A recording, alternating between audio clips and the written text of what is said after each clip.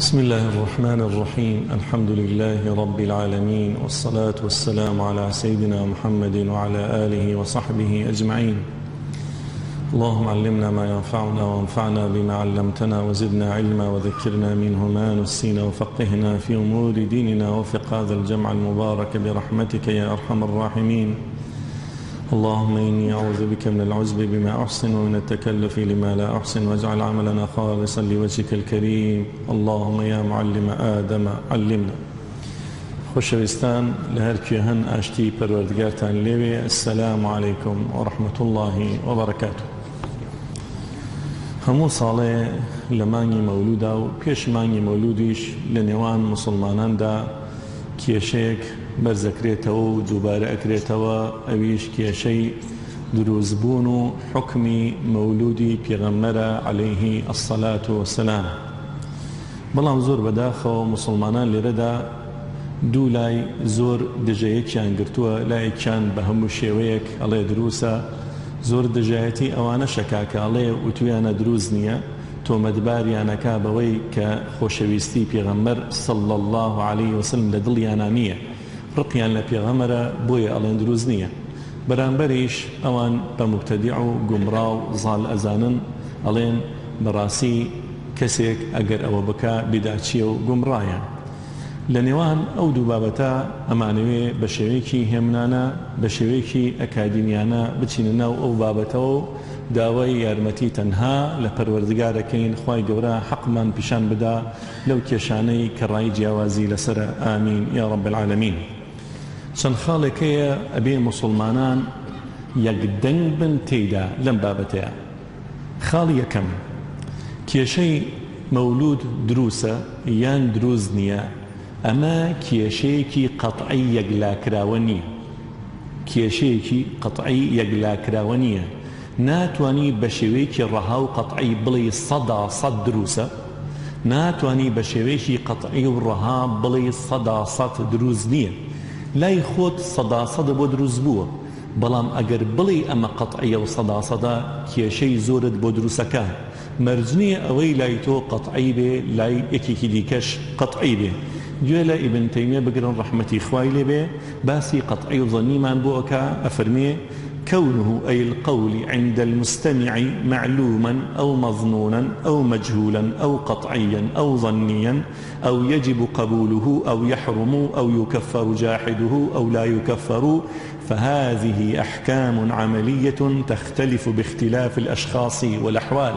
ئەڵێ بابەتێک بەلای تۆ قەتعیە یان ظەنیە یان زانراوە یان مەجهولە، ئەمە بابەتێکە لە کەسێکە و بۆ کەسێکی دیکە ئەگونجێ، لە بارودۆخێکەوە بۆ بارودۆخێکی دیکە ئەگونجێ. اینجا دوای ئەوە ئەڵێ هەر کەسێک کۆشش بکە بۆەوەی بگاتە حەق، بەڵام نەی پێکێ بە هیچ شێوەیەک لای خوا گوناهبار و تاوانبار نابێ. با هەڵەش بکە لە مەسائیلی عەقەدیشە، لە مەسائیلی ئوسولا بێ یان فروعا بێ. أفرمي من كان مؤمنا مجتهدا في طلب الحق وأخطأ، هر كسي بروادار بي وبقري بشون حقا بلام حق ندوزيتوا، فإن الله يغفر له خطأه. أوا پروردگار هلكي لي خوش بي كائنا ما كان، هلكي تشي ببابي جونا داتي، هلكي تشي أبيت بابي كائنا ما كان، يعني هلكي نخوي، سواء كان في المسائل النظرية بابة التيوريا كان أو العملية بابة عملي وبراكتيكيا كان. هذا الذي عليه أصحاب النبي عليه الصلاة والسلام وجماهير أئمة الإسلام. أفرمي أعمية مذهبي صحابي بيغمر عليه الصلاة والسلام جماهيري أئمة الإسلام. لجيكي ديكالي أوي بلي هركز هلبك لبابتك عقيدة بي يان عقيدة بي، بابتك قطعي بي يان ظني بي قناه بارا. أفرمي فمن قال إن المخطئ في مسألة قطعية أو ظنية يأثم فقد خالف الكتاب والسنة والإجماع القديم. الله أوي بلي هركس هلا يبكر أو كاتا قناه بارا بالا عقيدة بي بالا قطعيات بي بالا ظنيات بي قناه بارا، ئەوە پێچەوانەی قورئان و سنەت و ئیجماع و کۆدەنگی زانانی کۆنی کردووە کەواتە ئەمە خاڵی یەکەمیانە ئەبێ بزانین ئەم بابەتەیە ئەوەی ئەڵێ دروسە ئەوەی ئەڵێ دروست نییە بابەتێکی قەطعی نییە بە هیچ شێوەیەک اینجا دوای ئەوە بابەتێکی فقهی فەرعیە بابەتێکی فقهی فەرعیە پەیوەندی بە عەقیدە و بیر و باوەڕەوە نییە هەندێک شتەکرێ لە مەولودا هاوارکردنە غەیری خوا بۆ نمونە یاخۆ هەندێ منکرات و ئەمانە هەندێکیان ئەچێتە بابەتی عەقیدەوە بەڵام ئێمە باسی مەولودێک ئەکەین کە دوور بێ لە گوناه دوور بێ لە شرکیات و کوفر و گومڕایی اینجا دوای ئەوە خاڵی دومیش ئەوەیە ئەبێ بە هیچ شێوەیەک خۆت نزیک نەکەیتەوە لە گومڕاکردنی بەرامبەر کە ڕەئی جیاوازی هەیە لە مەولودا بۆ چونکە کاتێ مەولود داهێنرا ئەڵێم داهێنرا چونکە نەبووە لە پێشە کاتێ مەولود داهێنرا کۆدەنگی زانایانی لەسەر بوو کە دروسە بەڵام ئەو کۆدەنگیە نابێتە حجە لەبەر ئەوەی کۆدەنگی سکوتیە ئیجماعی سکوتیە ئیجماعی سکوتیش حجەیەکی ظەنیە زۆربەی زانایان بەڵکو هەموو زانایان کەوەی گەشت بێتە لای ئێمە هەواڵ و خەبەریان فەرموویانە دروسە ئیبن حەجەری عەسقەلانی ئیمامی سیوطی ئیمامی سەخاوی حافظی عێراقی زۆر لە زانایان فەرموویانە دروسە و کتێبیشانە سەرداناوە ماوەیەکی زۆری تێپەڕان ئەو بابەتەیە کە زانانی هیچ کێشەیەکیان نەبوو ئەو کاتێ ڕەحمەتی خوای لێبێ ئیمامی شاتبی فەرمووی بیدعەیە ئیمامی شاتبی فەرمووی بیدعەیە کە تۆ ئەیکەیتە بابەتێکی قەطعی ئەبێ بزانی منکری قەطعی کافرە منکری قەطعی کافرە جورئەتەکەی بڵێ ئیبن حەجەری عەسقەلانی کە شارحی بخاریە خاوەنی فەتح الباریە بڵێ کافرە جورئەتەکەی بڵێ حافظی سەخاوی حافظی سیوطی ئەوانە کافرن ئەوانە گومڕان جورئەتەکەی ئەگەر جورئەتەکەی ئەوە بابەتێکی دیکە هەیە ئەبێ خۆت ئامادەقی بۆ پرس و سزا ڕۆژی قیامەت بەرامبەریش کە تۆ ئەڵێ ئیلانە و بیلانە مەولود سەدا دروسە جورئەتەکەی بڵێ ئیمامی شاتبی گومڕایە و کافرە کە فەرموویەتی بیدعەیە ئیمامی فاکەهانی کە فەرموویەتی بیدعەیە جورئەتەکەی پێی بڵێ گومڕایە و کافرە نەخێر لەگەڵ ئەوەشا بەداخەوە گوێم لە مامۆستا هەبووە فەرموویەتی ئەوەی بڵێ مەولود دروسە ئەوە بیدعەچیە تاخوا ئەزانێ گومڕایە زۆر بە ئاسانی تۆمەتبارکردنی ئەو زانا گەورانە کە وتمان ئیجماعی سکوتی لەسەر هەرچەنە ئیجماعی سکوتی حجەی ظەنیە بەڵام ئەو زانیانە گەورانە هەروە بە ئاسانی گومڕا بکرێن حتى کەسێکی وەکو زانایەکی وەکو گەورەی سەردەم محەممەد حامد الفەقی کە زۆر کۆن نییە باسی ئەوە کاڵێ مەوالیت هەر هەموویشی ئەبێتە عیبادەت بۆ ئەو کەسانە ئەوەندە شتەکە گەورەکە ئەڵێ عیبادەتە بۆ ئەو کەسانە کاتێ تۆ مەولودی پێغەمبەرەکەی عەلەیهی سەڵات وسلام کە نەما عیبادەت بۆ پێغەمبەرەکەی ئەبە و شێوەیە لە بابی فقهی کردوێتە دەرەوە بەرەو بابی عەقیدی خاڵی دووەمیان ئەمە خاڵی یەکەمیان بوو خاڵی دووەمیان ئەبێ حسنی ظنمان هەبێ بەرامبەر ڕای جیاواز کاتێ ئەو کەسەی کە ئەڵێ مەولود دروسە لەو زانا بەڕێزانە نابێ پێیان بڵێن ئەمانە دوژمنایەتی سنەتی پێغەمبەرەکەن عەلەیهی سەڵات وسلام ئەبێ بڵێن خۆشەویستی پێغەمبەر وای لێ کردوون کە ئەو یادە زیندوو بکەنەوە بەرامبەریش ئەو کەسەی کە فەرموویەتی وەکو ئیمامی شاطبی بۆ زانای دیکە کە فەرموویانە دروست نییە بیدعەیە ئەبێ بزانی ئەوانیش لە خۆشەویستی سنەتەوە فەرموویانە کە چییە کە بیدعەیە و بەلایەنەوە دروست نەبووە بۆیە لەوە زیاتر نابێ زیادە ڕێوی بکەی وەکو ئێستا ئەیبینی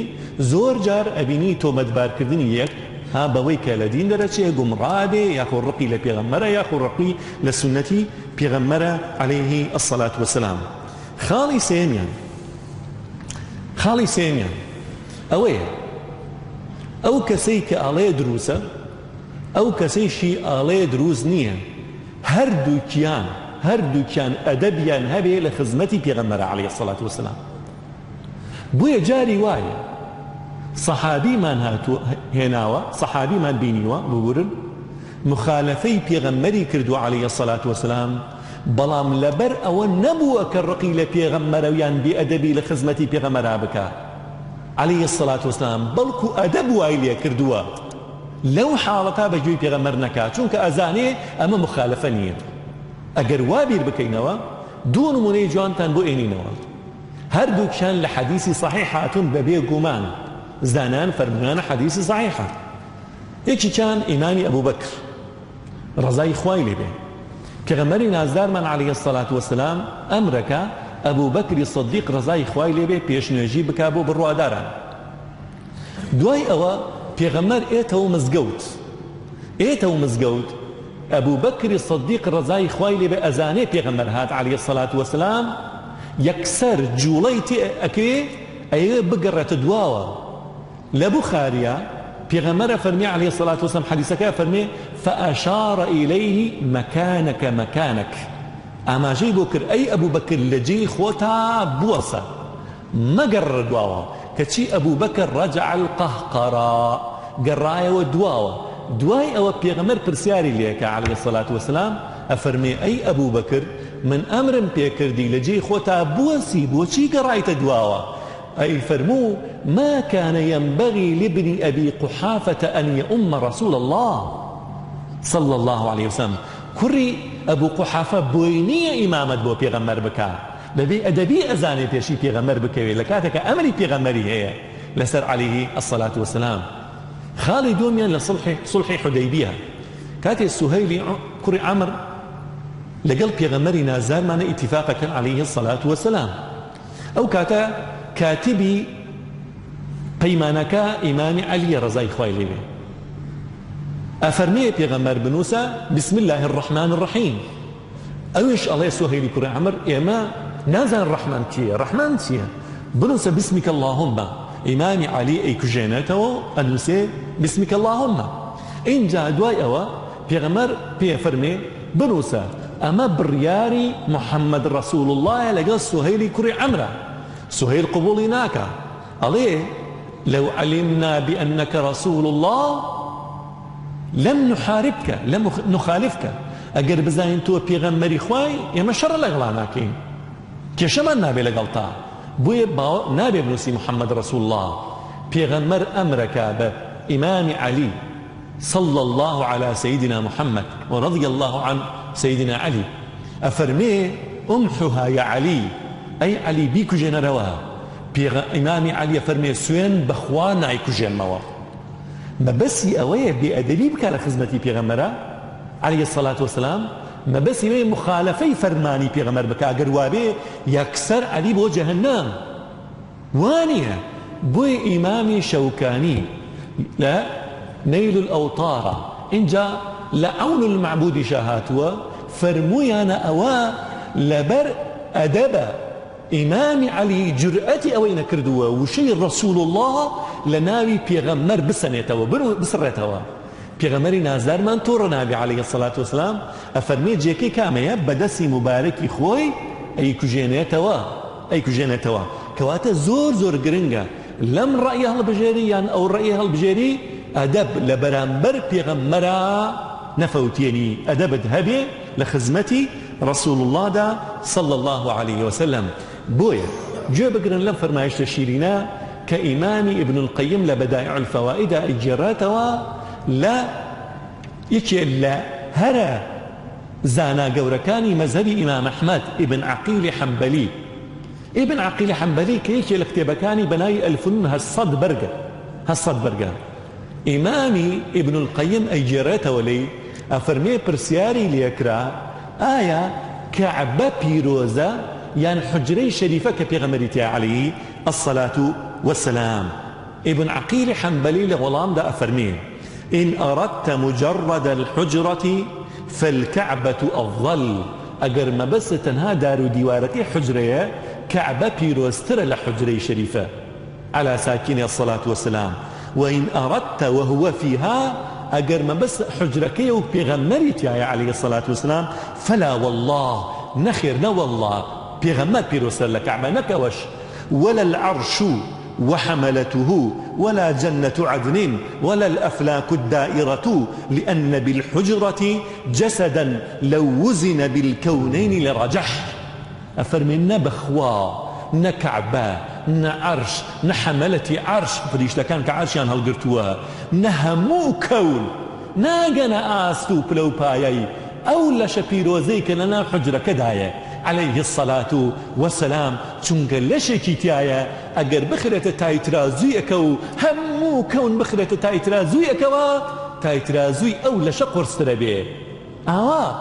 پیغمبریان خوشویستوه عليه الصلاة والسلام. خالك ديكش كابي كودن بنتيايا أبي مجادلة من بالتي هي أحسن به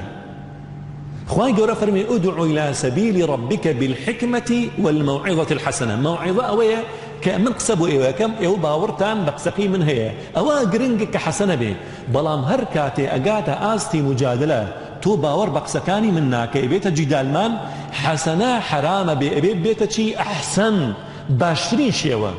انجا فرمي وجادلهم بالتي هي أحسن انجا سيري ديالوكي مسلمانا كبزانا نحسن ونأحسن لو بابتانا دا خالك ديكش أويا واجب أركي سرشاني قر بشت بروادارك دلخوش ببلدايك بوني بيغمر عليه الصلاة والسلام باورناك مسلمانك هبي خوي بمسلمان بزاني دلي خوش نبي بلدايك بوني بيغمر عليه الصلاة والسلام أو لدايك بوني كخواي قورا منتك بسر بروادارنا أفرميتي لقد من الله على المؤمنين إذ بعث فيهم رسولا من أنفسهم يتلو عليهم آياته ويزكيهم ويعلمهم الكتاب والحكمة وإن كانوا من قبل لفي ضلال مبين. الله نعم وساباسي بعثتك أجر ولادة نبي بعثت شو نبي أجر ولادة نبي بعثت شو نبي خالك ديكش كبير كودن من تيدا يادي وري زندو كردنوي او ياده پیروزه به هیچ شيء نابه بزاني اما ججني كي دينيه وكو ججني قربان ورمضان اكلت سي ججن هيج مسلمانات نابه وبير بكاتوا خالك ديكش اويه هيج كسك بلي مولود دروس يعني دروز نيه واني بخياليا كمسلمان وابي ركاتو الدين كامل لبو بمولود كردن كامل بي اگر وا تصوري كرب بمولود كردن كامل بي او لدين اتيت الدروه لدين اتيت دروه خالك ديكش اويا ابي كودنجي لسروي زانيانيش لسرون ك جورك لجوركاني اهنجران زيندو كردنوي او ياده بيروزا هیچ کێشەی لەسەر نییە ئەویش ڕۆژووبوونە لە دووشەمماندا ڕۆژووبوونە لە دووشەمماندا ئەویش لە صحیحی مسلیمە پێغەمبەری نازدارمان صەلەوات و ڕەبی وەسەلام عەلەیهی پرسیاری لێکرا تۆ بۆچی لە دووشەمما بە ڕۆژوو ئەبی فەرمووی ذاکە یەوم وولدت فیه ئەمە ڕۆژێکە من تیایدا لەدایکە بووم بۆیە من بە ڕۆژوو ئەبم شوکری خواکەم بداخو ما مساكم جويل ابو بزور ايوي ام برقيه ببشريني الله نا ور باسي وكو قدر من لو رجال دايق بهم حقي بس الرجو كونيه الرجو كلا بر اويك اعمال تاع برزبيتوا هذا كان بيغمر خوي وافرمي حديثي دي كشمانه فرمي لدو شمانه وبين شمانه اعمال برزبيتوا او هو كاركه امش هو كاركه تكلف مكه لتاويل كردني فرمايشتي بيغمر عليه الصلاه والسلام دوای ام خاڵانە ئەینە سەر بابەتەکە ئایا مەولود کردن دروسە ئەبێ خاڵێکی کەشی بۆ ئیزافە بکەین مەولودێکێمە باسەکەین بە هیچ شێوەیەک منکەرێکی شەرعی تیان نەبێ گوناهی تیان نەبێ تێکەڵبوون و فیکەلێدان و خۆباندان و ئەمانی تیان نەبێ بە هیچ شێوەیەک وشەیەکی ناشەرعی تیا بەکار نێنی وەسفێکی پێغەمبەری تیان نەکرێ بگاتە ئاستی خوایان نزیکی خوا نعوذ بالله باسي او مولوداتي اگر گناهي تيابو امش وكو عبادتكاني ديكا اگر مزگوت كدروس بيكيت وگناهي تيابو او كاتا مزگوتك حرام به او كاتا مولودش حرام به اما باسي مولودك كاين كهيج گناهي چي تيانه به ايا دروسا يان دروس نيه زور بي زانايان لكونا فرمويانا دروسا وتم چن كام زانايكي كم هاتون ابن تيمية رأيك ديكي هي نابي بخريتنا وأوانيك فرمويانا دروز نية وتم إجماع زانان إجماع كسكوتي لسر أو كدروسة إمام شاطبي لقل إمام فاكهاني لكونا فرميانا دروس نية ابن الحاج كاتتيكالي أو أنا أكريك فرميانا دروس نية هلاي إيما سري ابن تيميش رأي سيني هي إجماع زانان فرميانا إجماع سكوتي وتمان أبيش ناكرة بلغيكي رسمي جوك إجماع حجيكي ظنية أو أنا فرميانا دروسة جروبي دوام إمام شاطبي وفاكهاني وتنا دروس نية إمام ابن تيمية فرميتي مولود دو جورة كان مضاهاة للنصارى تشاوليغري مسيحية كان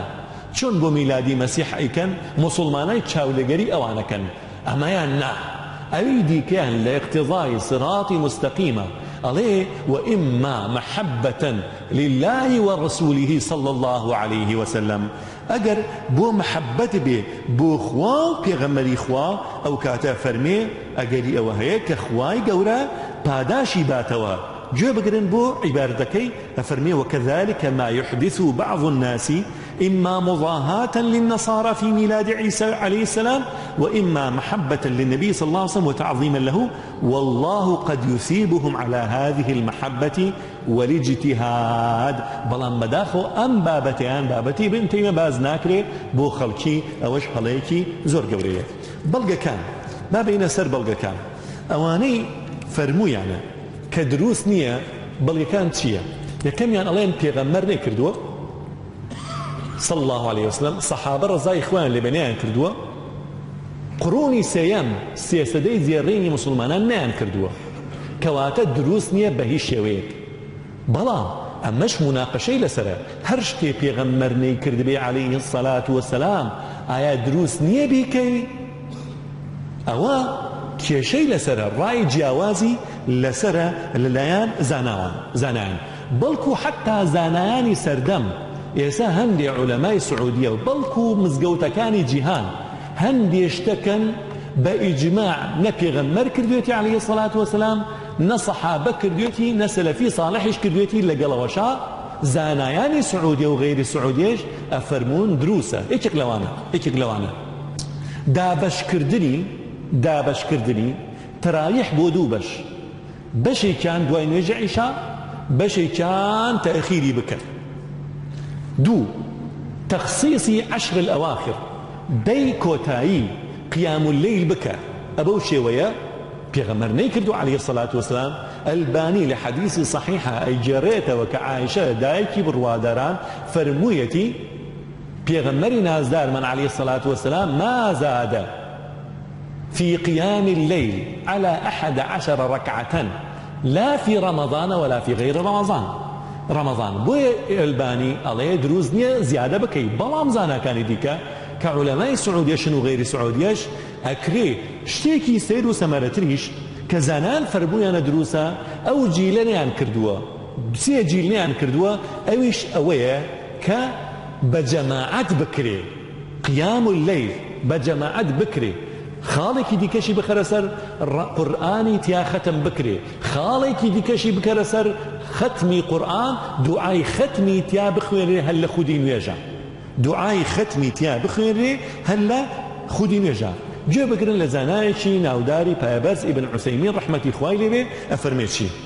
أفرميه وأما دعاء ختم القرآن في الصلاة دعاي ختم القرآن لنويجا نقل دروي نويج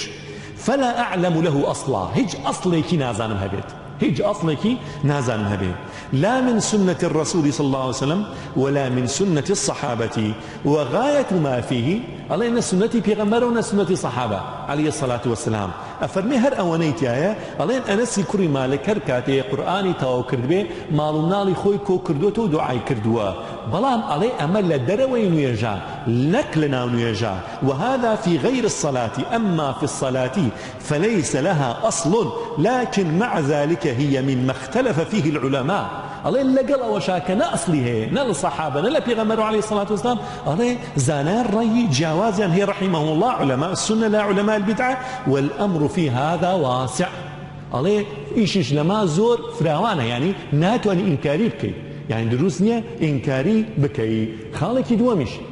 ملتقيات سنوي صالانا بون مونا زانايك بين الريزي ليه بدي ڕێزی لێ مؤتەمەرێ بگرە بۆ زانایە ئەمە لە زمانی سەحابە هەبوو لە زمانی پێغەمبەر عەلەیهی سڵات و سەلام نەزانای زمانی زاناکانی دواوە کەچی بۆ نمونە ئەکرێ لە جامعەکانە ئەکرێ لە مجتمعاتی مسلمانان ئەکرێ بەڵکو لە جامعەی ئوم سعودە ئیمام محەممەد بن سعودە لە سعودیە هەفتەیەکی تەواو تەرخان کرا بۆ زانایەکی وەکو محەممەدی کوڕی عەبدولوەهاب بۆیە خەڵکی هاتن پرسیاریان کرد وتیان ئەرێزانایان ئەرێ بەڕێزان بۆ محەممەدی کوڕی عەبدولوەهاب دروسە بەڵام بۆ محەممەدی کوڕی عەبدوڵڵا دروست نییە ئەمە پێوەرێکی سەقەتە بۆیە زانایانی ئەوێ وەڵامیان دایەوە وەڵامەکەشیان بەڕاستی مقنیع نییە یەک لەوانە ئیبن عوسەیمین ڕەحمەتی خوای لێوێ ئەفەرمێ چی ئەفەرمێ جیاوازی هەیە لەبەر چی لەبەرەوەی ئێمە ئەو کارەمان کردووە وامان نەکردووە تەقەڕوبا إلى الله ئەی باشە ئەگەر بەمەسن یەکە خوا لێ ڕازی بێ بۆچی ئەکەیت ئەمە زۆر هەڵەیە اینجا دوایی شەفرمێ لەبەرەوەی دووبارە نابێتەوە یعنی بەلاتەوە دروسە مەولودی پێغەمبەر بکرێ بەڵام دووبارەی نەکەمەوە یعنی من بۆ من لە تەمەن ماجارێ بیکەم تۆش لە تەمەن تا جارێ بیکەیت تۆش لە تەمەن تا جارێ نەخێر هەر دروست نییە ئەی باشە تۆ فەرمی لەبەرەوەی دووبارە نەبێتەوە دەی باشە منیش دووبارەی ناکەم دروسە نەخێر دروست نییە بۆیە بەڕاستی کەواتە ئەم بەڵگەیە نابێتە بەڵگە بۆ ئەوەی کە بڵێن مەولود دروست نییە بە هیچ شێوەیەک اینجا دوای ئەوە وەڵامی و دلیلی دووەم بەڵگەی دووەم ئەوەیە ئەڵێ ڕۆژی لەدایکبوونی پێغەمبەر عەلەیهی سەڵات وەسەلام هەمان ڕۆژی وەفاتیەتی باشە چۆن ئەکرێت تۆ لە ڕۆژی وەفاتە دڵ و خۆش بێ بەڕاستی ئەمەش تێکەڵکردنی بابەتەکانە ئیمامی سیوطی ڕەحمەتی خوای لێبێ زۆر بە جوانی وەڵامی ئەماداتەوە ئەفەرمێ گوێ بگرن بە گوێی دڵ گوێ بگرن ئەفەرمێ إن ولادته صلى الله عليه وسلم أعظم النعم ئەڵێ لەدایکبوونی پێغەمبەر عەلەیهی سەڵات وسەلام گەورەترین نیعمەتە بەسەر مسلمانانەوە ووفاته أعظم المصائب ئەڵێ وفاتی گەورەترین مصیبەتە بەڵام شەرع تەشجیع چیمانەکە خۆشیەکان دووبارە بکەینەوە یادیان بکەین یان ناخۆشیەکان گوێ بکرن ئەفەرمێ والشەریعة حثت على إظهار شكر النعم ئەڵێ شەریعەت هانمان بۆدا لەبەرەوەی شکری نیعمەت بکەین وأما بنعمة ربك فحدث أي وأما بمصيبة ربك فحدث هي نخير إجا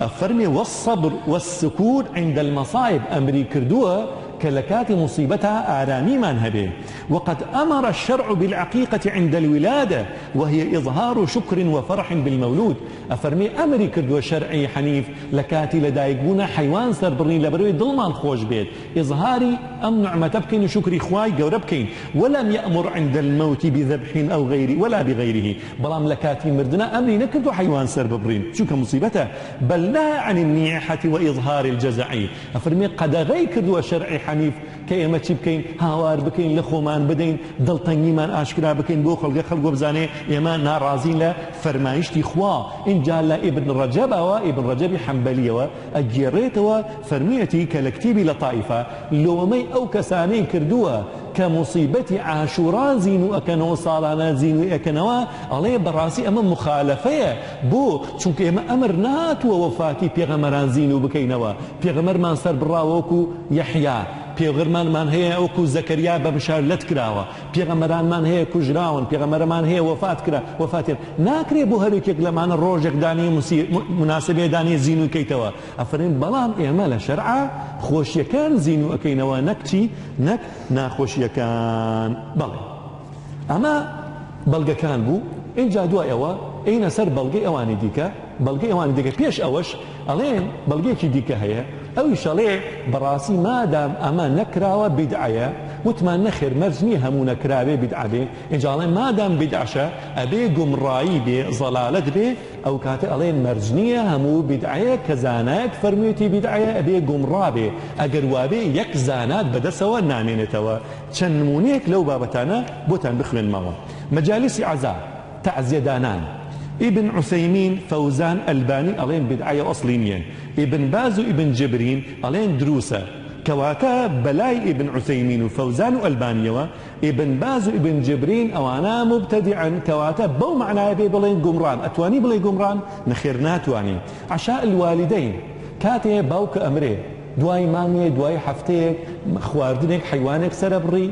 حيوانك سربري بو خيركي بو كبي بو باو كدبي. ابن عثيمين فرمي بدعية، ابن باز وابن جبرين وفوزان أفرمون بدعانية ودروسة. تخصيص يوم الجمعة لزيارة المقابر، روج الجمعة ترخان بكبو زيارة قبر. ابن باز وابن عثيمين وفوزان أفرمون بدعية دروسنية، ابن جبرين أفرمي دروسة. اتخاذ المسبحة للذكر، تسبيح بقري بدسه وبو ذكر إخوة. فوزان وألبانية أفرمون دروسنية بدعية، ابن باز وابن عثيمين وابن جبرين أفرمون نخير دروسه وبدعش نية. تكرار عملة رمضان، بشيت الرمضان يعني عمره كان دوباره بكيتوا. ابن عثيمين أفرمي بدعية، ابن باز وفوزان اللجنة الدائمة، لجنة دائمة بو إفتاء للسعودية فرمي هيك ثانية. دعاء ختم لنويجا الباني بكر أبو زيد وابن عثيمين علين أصلينية لابن باز وابن جبرين وفوزان ها أمانة ابن عثيمين لقولك ديكا علين بعد دروسة. بدء المحافل بقراءة القرآن، كاتي أهنيك جريب قرآن تسبيقي. بكر أبو زيد عفيفي ابن عثيمين علين أصلينية بداية،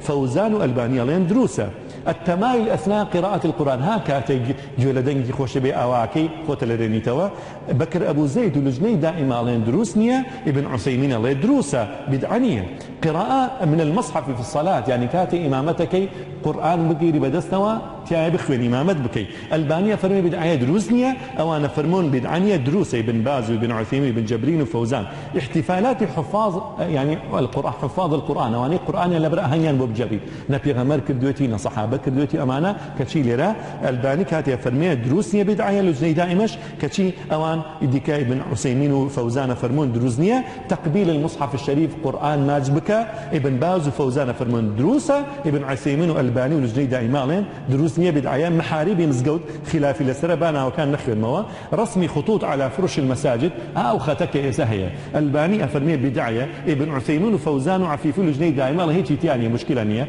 بدعنية صحابة شنيان كدوة. سكتة الإمام بعد الفاتحة، دواي فاتحة كمك أوسي نك زور بيخواني تا زور بوسي. ألباني فوزان لين دروزنية، فوزان الرأي كديكا لجنة دائما لا دروسة. قبض اليدين بعد الركوع بيني وتاني يسا الله سمع الله لمن حمد دسجرته. ألباني لصحيح يعني صفة صلاة النبي عليه هذه بدعة من إخواننا من أهل الحجاز. كشي ابن باز أمانة فرمن دروسة. صلاة القيام في العشر الأواخر، الزيادة على 11 ركعة. تقسيم صلاة التراويح، تطويل اللحية زيادة على القبضة، زيادة لا مش تقدر يجيب كيتوا. ألبانية فرمي بدعية دروزنية أواني فرمن دروسة. ملتقيات تكريم العلماء أو بهم شويك أو تا يعني اللي را ملتقيات تايسا كسيش زاني نهاتو بليش يا ما حرامو دروسنية. إنجا رأي أواني كافرمن دروسة كواتبو ما اندركوت بلغا كاني أواني كافرمن دروسنية بلغا كاني ظنية نابت قطعي لمحل نزاعها كيشد بو حلناكا بشويكي صداصد بلي تواو مولود بأي شويك دروزنية. أواني ديكش براسي أواني ديكش هن جار حديثي عن هنا حديثي موضوعة حديثي ضعيفة باسي أو بابتان ناكي باسي أو تانا باسي بلغكاني ديكاكي إيش لو بلغانيا ألين إجماعي السكوتي لسرا يمشوت من إجماعي السكوتي حجيك ظنية. دواميان أو آياتي كفروردقار فرمي أمر قل بفضل الله وبرحمته فبذلك فليفرحوا هو خير مما يجمعون. أفرمي بلي بفضل إخوة وبرحمة إخوة تنها بودليان خوش به. وأفرمي أوا باشترى خيرترى تأويك كوي أكنوا. إن جالي ردا هندي زانا هاتون أوانيك فرمون دروس نيا أوان فرميانا أوانيك لا دروسة فرميانا فضل لردا قرآن ياخو علم باشا أي رحمة وتوانا الرسول الله صلى الله عليه وسلم وكو الدر المنثور لإمام السوطي تفسيرك يا أجرته لابن عباس فرميتي رحمة ما بسي بيغمر عليه الصلاة والسلام شوك أخواي جورشة فرمي وما أرسلناك إلا رحمة للعالمين. أوان هاتون فرميان وكان أما قال تكرذن بدقة شوك ابن عباس عليه تشيا ابن عباس عليه فضلك إسلام أوش قرآن نخير إنجا هن الروايات دي كشيء لهني صحابة وتابعين دي كوك الرأي جوازا هي خواي جورة دياري نكردوا دياري كردني معناك أو تفسيري تمثيلي بيوتري إستو الله غير المغضوب عليهم ولا الضالين. خو مغضوب يا غمر فرميتي يهودا وضالين نصارى خوتنها أوانين أي باشا خوين قورا باسي قاتلي نفسك بعمدي نافرمي غضب الله عليه أي باشا أو كسيك لعانك لقل خيزانك يا نخواي قورا نافرمي بلي غضبي خواي ليبي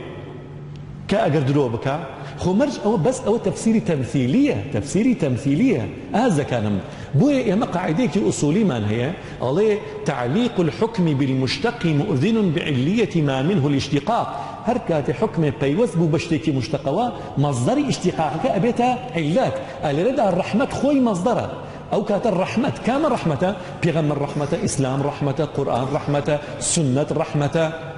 هداية رحمة باران بارين رحمة أويل الآن خواو به بوي أفرميه بس تنها بو أو كات أجر بس بلين ما بسي إسلام وقرآن يعني دروز نيا به الشيء بيغمر دلو خوش به مسلمان اشتوا نالد مسلمان باور ناكم جرأتي هبي بلي دروز نيا دلت بيغمر خوش به أو كاتيه بلغيكي ديكش ألين قياس لسر أويك بيغمر فرميتي ذاك يوم ولدت فيه روجوي دوشما أو رجل من تيال دايق بوم بويا زانا فرمان ما دام بيغمر احتفالي كدو هنگي جراو بلدايق بوني خوي بوشي وازا توش قياسا كي تسري أتواني بروجوبي أتواني روجا كاني ديكا شكري نعمتي خوابكي لسر لدايق بوني بيغمر عليه الصلاة والسلام بويا ألدا قصي ابن الحاج تان بوين ابن الحاج لرا كاتي إخواني توا لاختيبا كان أواني كالين مولود رزني وتوانا ابن الحاج كمالكي مذهب علين بهيش شوي دروزني نخير وين فرمو أفرمي أوند منكريت يا أو منكرانة دروزنين بلا ما فرمي أتواني أهانج بجري بشوازك ديكا أفرمي نك أو روجا بلكو أبي أو مانغا سرتا سر ريز لو مانغا بجري كوان علين ابن الحاج وتيتي دروزني بجوب قرد عليه فتعظيم هذا الشهر ريزننا لمانغا إنما يكون بزيادة الأعمال الزكيات والصدقات إلى غير ذلك من القربات عليه براسي ريزناني أو مانغا بويك زيادة أعمال بكي خير كردن فقير تيركا هجار بوشتكا يارمتي خلق دليان خوشكا شيرينيان بري بس للرقي شرعية قرآن بخوينا سنة بيغمر باز بك سنة بيغمر عليه الصلاة والسلام زينو بك روا فمن عجز عن ذلك أجر كسنيتوان يوانا بك خير بك صدقة بك إطعام مساكين أمانا فأقل أحواله أن يجتنب ما يحرم عليه الله كم ترين رزننا لما أوي خو دور بك ولا جناه الله هر چند رز ها خو دور قسنا ولا جناه لما كان ديك شهر واجبة بلان الله لما ندا أبي زياتر هول بدي خو دور بك تكريما لهذا الشهر الشريف وتعظيما له بلى ابن حجر عسقلاني كيلوانه كقسكي بني وناصلي باسكري الان وتيتي بدعيه نخير فرميتي بدعيه حسنه امام ابن حجر هر كتابي كي لوابته افرمي بدعيكي تشيا حسنه بلى افرمي بلام تأصيلي هرچنه بدعي حسنه شمن تأصيلي بو دوزنوا تأصيلك تشيا أفرمي بيغمرنا زارنا عليه الصلاة والسلام كاتي الروشتة مكة كاتي الروشتة مدينة بيني جولك كان عاشوراء أقرن برسياري لك رأو بوشي كان أول روجيك إخواي قورا موسى تيار رزقار كدوا فرمي نحن أولى بموسى منكم فصامه وأمر بصيامه أفرمي إن جار رزقار كردني موسى نعمتك خوايا لدايق بوني بيغمرش عليه الصلاة والسلام نعمتك خوايا إما توانين قياسي بكينا سري بلقيك ديك هي أيش أويا لصحيح بخاري هاتوا كعباس مامي بيغمر عليه الصلاة والسلام أبو لهبي لخوا بيني برسياري ليكر وتي حالة شنا وتي هيج خيرك من نبيني بلام لبر خاطري أوي جاريك مهبو كنيزك ممناوي سويببو كاتي مجديان بيام وتيان محمد لدايك بوا او ناي محمد له كاتي نام نرابو وتيان يعني باوكي بيغمر كناي عبد الله منالكي بوا خزانكي منالكي بوا علي اوند ظلم خوش بو يكسر جاريه كم آزاد كر بوي عليه همو روجكي دوشما سزام ليه كم بيتوا اینجا او نش دراوته لبر خاطري اوي كدلم خوجوا بلدايقوني بيغمر عليه الصلاه والسلام براسي ام حديثش معلقه لبخاري هاتشن زانان كدفاع عن الامام بخاري كدوا وكان معلقات يعني بخاري حكمي موصول يعني هي الإدلاء مرسل كان حكمي موصول يعني إما بانا شينا وتفصيلانا كاكا ألين أم حديثة مرسلة أم حديثة باسي خويشة حكم شرعي لورنا جيري باوغلي بلين إن جا دواي أو خالك ديكاش كان إسلام بريتيا لزيندو كرنوي بونا جوانا كان سري حجبك هموي زيندو كرنوي بوني جوانا هاجر رأي كردوا واجب لسر همو مسلمانك جرابك هاجر آوي زمزمي خواردو توا مسلمانيش آوي زمزم أخوانوا أما مقام إبراهيم خواي قورا فرميشي لمقام إبراهيم نيجبك باشا پیغمبران يعني افرتك چی کردوا اما واجب لسر شان من او زندو بکینوا پیغمبران چیان کدو خوای گوره گراویتوا زندوی کدوتا او یادانا بو فرمویانا وذكرهم بايام الله باسی امام موسى يعني پیغمبر موسى کاک خوای گور رزگاری کدو چن روجیا افرمی اما حکمکی بو عموم هرچن سیاقک باسی اوکا اتوانی قياسي بكيت سار خالق ديكش الاجتماع على ذكر الله كوبون ولا سر ذكر اخوا وكو يسد دانشتوين هر كوبونيك لبر خاطري خوابه خوای گور فرشته اني ريت خورو انجا لو كوبون وانا خوای گور لو خلقه خوش به شتيكي ديكش اوي زياتر لصد كتير لسر مولودي بيغمر لكونا نقيسه زياتر لصد كتير لكونا لسر دروزبوني مولود جيران زاناني قورا نسيب يعني بون هرچن مونيك ابن الجوزي كحنبلي مذهبه لكن صدوا نوت حوتها وفاتي كردوا كتابي كي بناي العروس طبع كراوه تسجار طبع كراوه حافظ عراقي كتابي كي بناي المورد الهني في المولد السني باشا ابو الخطاب ابن دحية الكلبي اويش التنوير في مولد البشير النذير امام ابن الجزري كامام القراء بيوتر شيخ القراء او كقراءاتي دكي كوكر دوا دكي كوكر سن علمي قراءاته كناوي ابن الجزري ابي بشيخه يعني امامي قراء كان حسابك ريتشوك او قراءتني همو كوكر دوتو ها معشري بيوتري كتابي هي لسر لدايدبوني بيغمر عليه الصلاة والسلام بناوي عرف التعريف بالمولد الشريف حافظ ناصر الدين الدمشقي سي كتابي كتابي كان هر كتابي شان سي مجلدة حافظ السخاوي حافظ السيوطي ابن حجري هيتمي امامي باجوري ملا علي قاري يعني خاوني شفاية شرح شفاي كردوا اوانا زياتر لوانش زور زاناني دي كش فرمويانا بويا براسي تونات واني يقلاي بكيتوا بويا مسليكي ظنيها بويا بهيش شويك نابي بيكي تقطعي نابي دلي برواداران ومسلمانان برانجيني كاتي نايكا يا اخو كاتي ايكا ازا كانم لكو تايدا اوتان بيالين كاتي باسي مولودك ري اغاد